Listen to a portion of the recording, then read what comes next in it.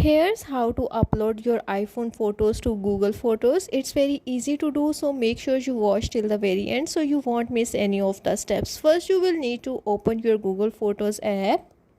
Once you have opened your Google Photos app, now here you have to select the images that you want to upload. Now click on the plus icon to add these photos on Google Photos. But in case if you don't have Google Photos in your phone, here you have to select the images and then click on the share icon at the bottom left corner.